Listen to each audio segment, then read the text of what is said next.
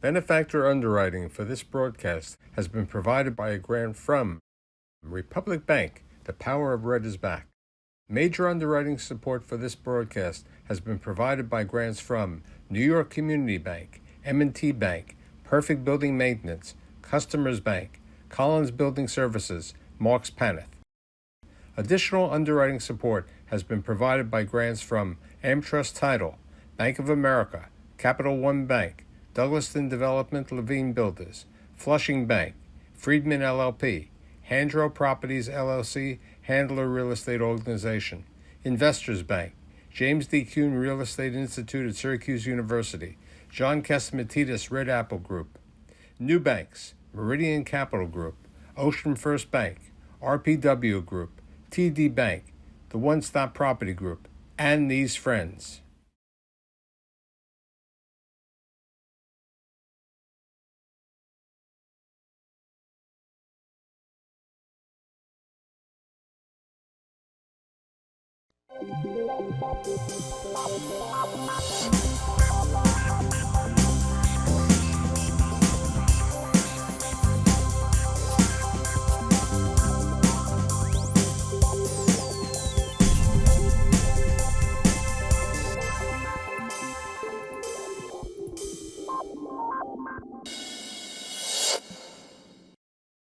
Boy, maybe I have my rabbit's foot. Okay, that's how I figure out who's going to win the race. Maybe I'm going to get involved with esports, gaming, casino betting. I don't know. But all I can tell you is every minute I'm watching television, all I see is another commercial for gaming. Or I find out about the horse racing. And then esports. I have no idea how I could do esports. But these are topics of discussion which are really important in 2022. So with the help of a couple of people here, I brought together this group of distinguished leaders in the gaming, casino business, horseback, every industry. From California, we have Dennis Ayling, who is a partner at Blank Rome. From New Jersey, probably at Monmouth Park Racetrack, we have the chairman and CEO of Monmouth Park Racetrack, Dennis Drazen. Brought in from Czechoslovakia, we're not sure why, but okay, Martin Lifka, who is the Senior Vice President, Regulatory Affairs at Etain. And last but not least, the man without a sports jacket, the quiet lobbyist, the man who pled the case with the Supreme Court, Bill Pasquarello of Princeton. Princeton Public Affairs Group, Michael. Princeton Public Affairs Group. Okay. Martin, you're the newbie in town, okay? You're new to the Stoller Report. You haven't been here. So let's talk about the gaming business. You come to America a couple of months ago, and it's become booming in New York. I mean, it's a major business. Dennis always knew about it, but what's happening? What do you see happening today? First of all, thanks for having me, Michael. It's great to be here today, and clearly we're already having a lot of fun. So put it briefly and simply, it's been hell of a ride. I might have finally, perhaps to the dismay of Homeland Security and certainly Mr. Pasquarello, relocated to the New York, New Jersey area only 3-4 months ago by now, but I've actually been with the gambling industry for over 12 years by now. And indeed, the momentous decision of the US Supreme Court, and Bill and Dennis were very kindly and very efficiently involved with that for a number of years, dating back to 2018, was a sea change moment for the US sports betting and gaming industry. So sports betting is legal. New Jersey, as always, has led the way, and other states, most recently New York, and prospectively the likes of Ohio. And well, with Dennis, the other Dennis, on this panel, we're hopeful that California will join the ranks. Speaking about that, let's talk about our friends in California. Dennis Ayling, what's happening with sports betting in California?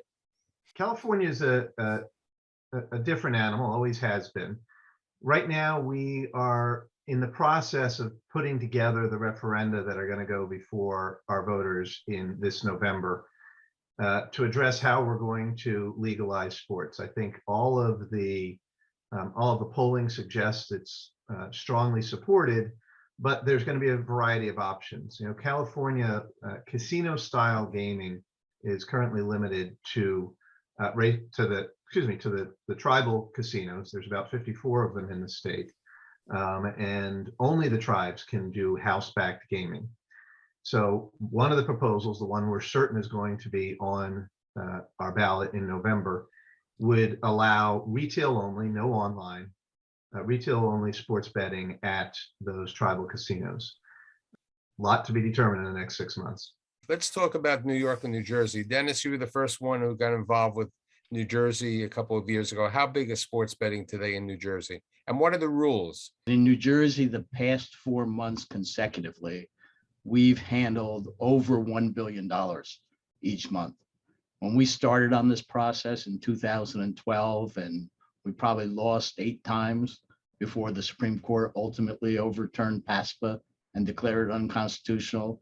Everybody said you'd never get it done, but I was a believer and continued to press forward. And when I said that we'd probably handle 10 billion in New Jersey, everyone laughed, but the proof is in the pudding. And that's what we're doing. And it's a thriving business here in New Jersey. And now we see New York, has finally gotten their act together and launched, and they're thriving also. So it'll be interesting to watch as all the states in the country that elect to do sports betting continue to go on with their legislation and referendums and constitutional amendments. And it will be a thriving U.S. business with plenty of opportunity for everybody. Bill, since you've been involved, you did the Supreme Court case. How many states right now are allowing sports betting? Of over 30 states, including the District of Columbia, not all of them online, but a good majority of them.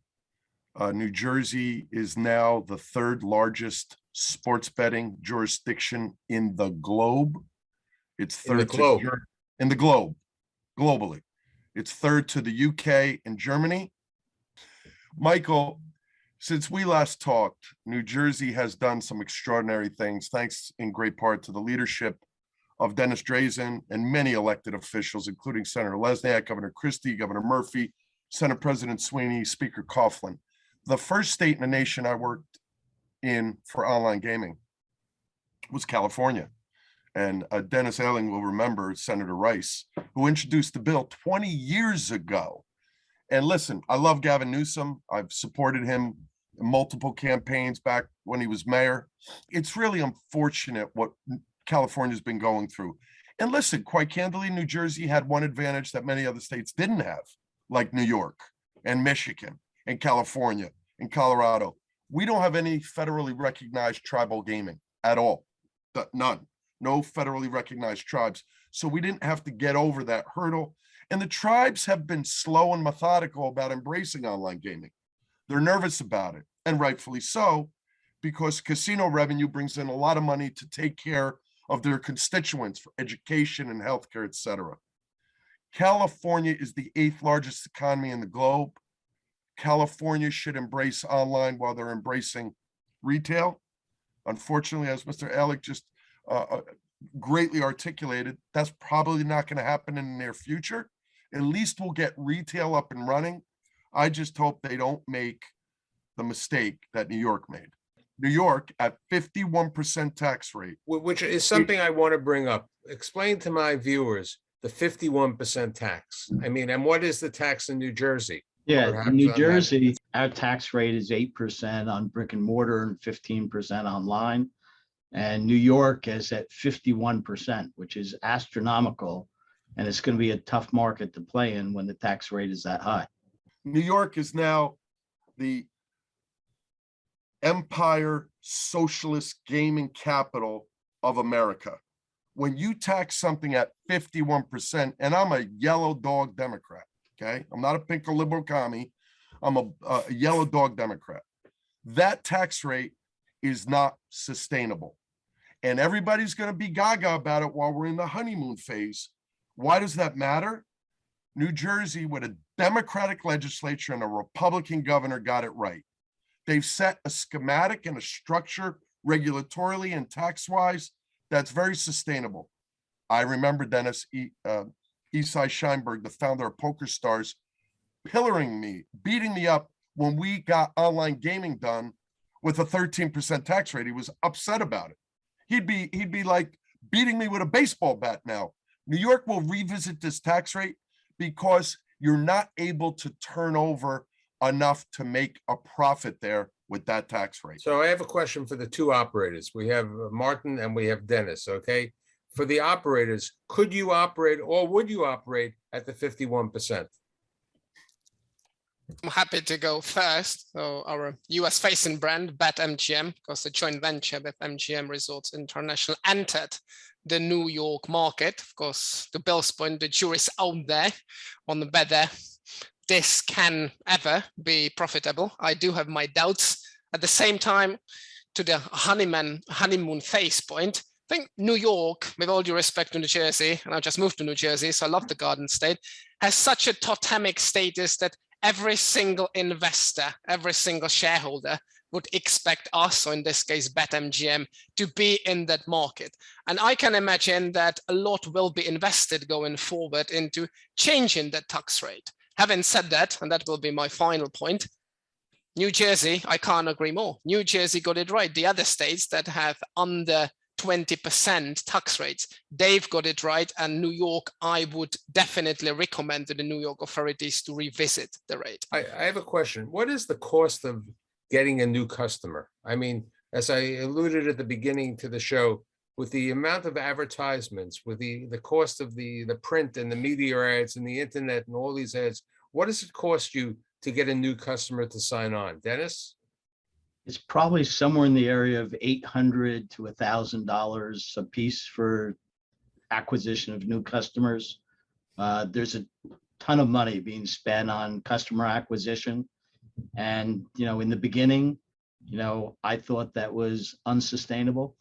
And, it's competition, free market. People are making offers, free bets, bonus money. But it's got to end someplace because it's not sustainable for the long run. Now, what about esports, which many of my viewers really don't know about? Explain esports and the gaming business and the esports business.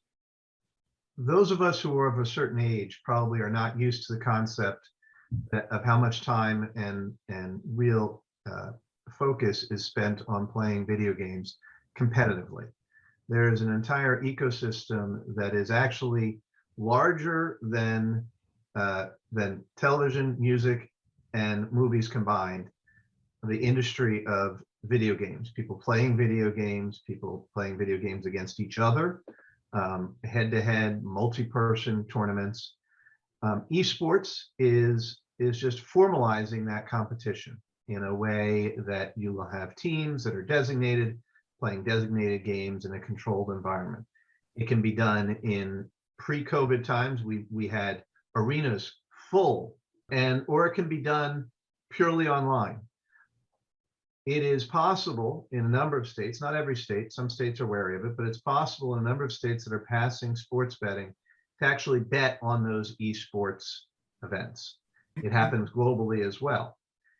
You're betting on an individual team, how they're going to perform. You can bet on an individual player, how an individual player will perform. It's nascent. It is very, very young at this stage. There are a lot of regulators and a lot of operators, frankly, that are approaching it very cautiously because, frankly, sports betting depends on information, depends on data, depends on knowledge about what's happening, not just what's happening today, but what's the history.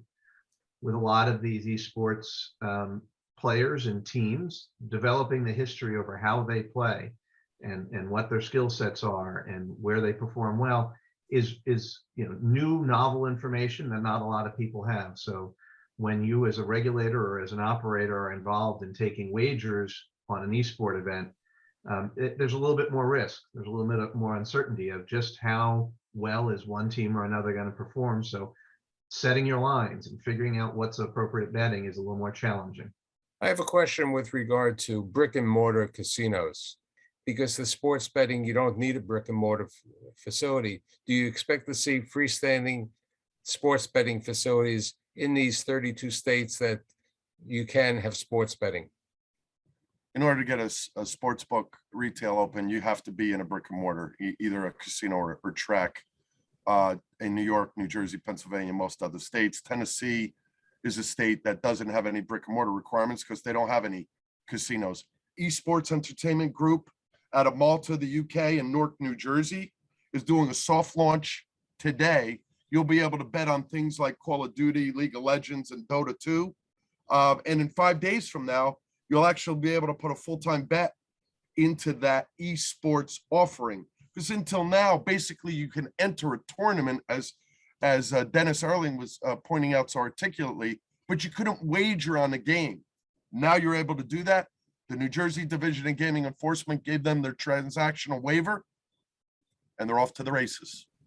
Do we expect finally a casino to come to New York City, Dennis? Or Dresden? You know, I think they should.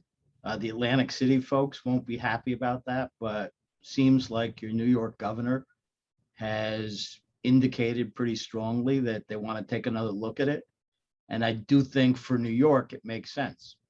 Probably hurt a little business in New Jersey, but I think you'll see that sometime in the near future. Mr. Leica, what about the problem with gaming, the gambling habit?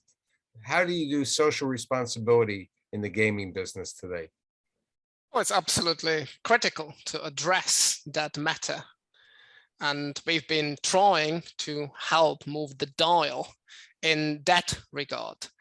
Again, at this stage, sports betting's been around, I mean, in the United States for 3 and a bit years. So granted, we're still at the initial stage, and right across the river in New York, they've had it for about a month, if that. So I think the industry can give itself a little bit of benefit of the doubt, but in the meantime, we do need to be planning for a sustainable future of our individual businesses as well as the industry.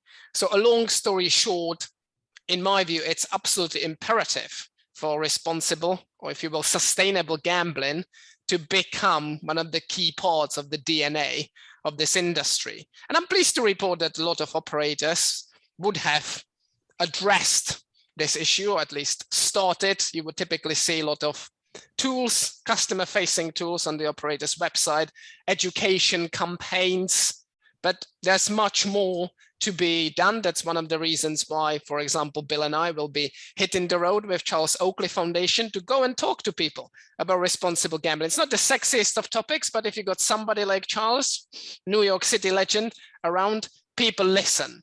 So there are lots of tools, they just need to be deployed. And if I can, I will help in that quest to make this industry sustainable in the long run. And this is the only way.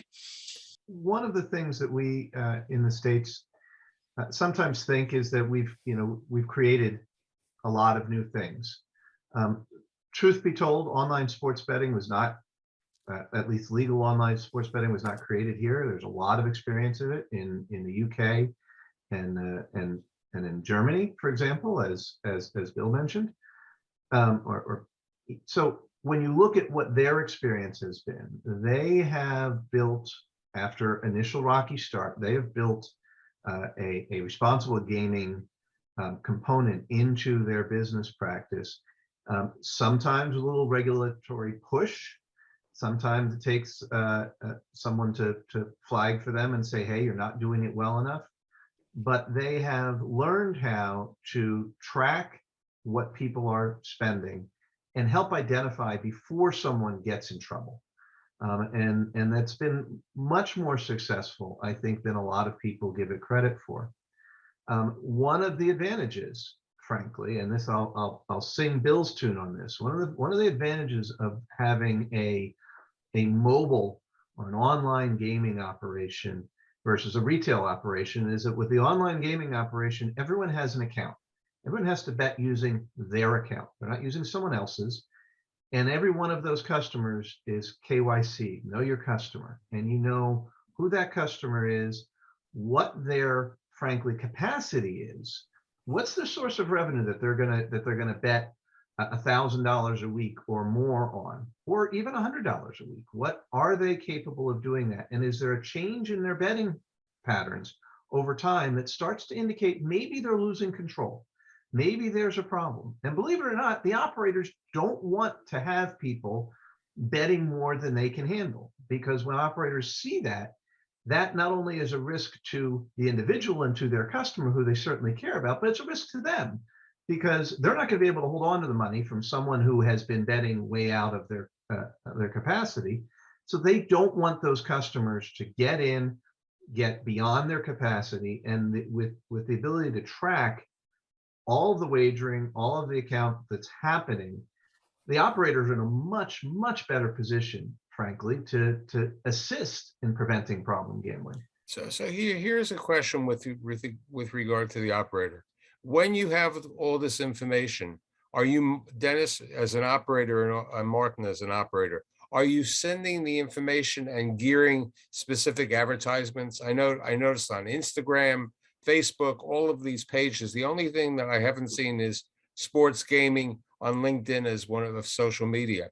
Are you utilizing this to build up your sports betting business? Dennis Drazen. So Michael, you have to understand, notwithstanding what we've talked about so far, sports betting in the United States has been a $400 billion industry that was illegal, conducted by offshore gaming, conducted by families with mob ties, bookies.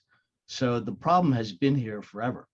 In a legalized system, we can track it and try and prevent problem gambling a lot better. So when someone signs up and recognizes through our ways of detecting that they're running into trouble, they sign up, you can't solicit them. You can't advertise to them. And I get a lot of calls in my law office. I don't handle them, but we get a lot of calls from people who say, hey, I signed up and I told them I'm a problem gambler. I didn't want to be solicited and I got ads anyway and I got hooked again. And those people have recourse. So it's a very important problem that we have to address to make sure people don't become addicted and they control their habit. So what can we expect in 2022? Where do we see the gaming business and the casino business in the next 5 years? I certainly think the business is going to continue to grow. It's going to continue to thrive. I think whether I like it or not, you're still going to have a lot of competition with ads and TV, digital, any form of advertising to try and acquire customers, because that's the name of the game for the long run. But I think sports betting, online gaming, esports, which is emerging, and I'm glad Bill mentioned that the New Jersey Division of Gaming Enforcement, permitted soft play today, and that will go real. But you have to understand this esports is something that's been growing for a long time. There are 110 Division I schools that offer full boat scholarships to students who want to come to their school and get involved in all this. So I think that's an emerging area too. They have competition for drone racing also. It's just going to continue to grow, and your imagination, as you say in your crystal ball, the future is wide open. When somebody signs up, BetMGM or Caesars, do they get multiple accounts or do they stay with one company? Well, what's the status on that? It's all about the marketing. US customers are not loyal. They're doing these what are called promotional bets and bonus bets. So we'll sign up with Caesars, we'll give them a $500 match. They'll have a good time, and then they'll go off to the next company. So they have multiple accounts. That's the phenom. What I think is important about the future, Michael, very briefly. Martin is a very humble man, and Dennis has been a trailblazer as well with Martin. They have been involved in a sports betting, responsible gaming, compliance, and integrity institute at my alma mater, Seton Hall Law School. We're having our third boot camp, May 16th to the 18th, where we're educating compliance people and lawyers and marketing people, because the majority of the people hired in online gaming in America to date have not been Americans. And Martin and Dennis are on an advisory board that I'm so humble to be a part of, that's going to try to change that. But also Martin's company, formerly GVC, now Entain, is the first company in America to not look at the problem gambler, and Erling knows this very well. Traditionally, casinos, brick and mortar in America looked at the gambling addicted customer as their VIP customer. Online gaming does not do that because they know it's not sustainable. You wouldn't market to folks in a brick and mortar casino, because they come in, you show your ID and you gamble, and they don't know or track it. But with online, we track it. And the final point I want to make about the future are three things. Exchange wagering, peer-to-peer betting is going to be a monster, and it's coming. Number two, there's also a new phenomenon which hasn't been embraced in any state yet, but Dennis and I have been looking at it, which is fund-based wagering, where like a hedge fund can bet. The problem with that is know your customer, KYC, it creates those issues. And finally, something that Dennis Martin's been involved in, and I, to bring fixed odds horse racing to America. New Jersey is the first state in the nation to do it. We'll be launching in a few weeks, and that provides massive content to the operators with horse racing.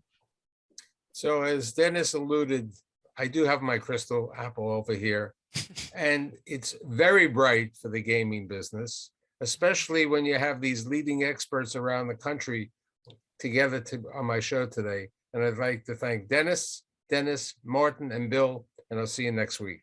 And I promise to have you back later on in the season to tell us what's going on. Thank you Thank very you. much. Thanks for having Michael. us. Thank Thank you.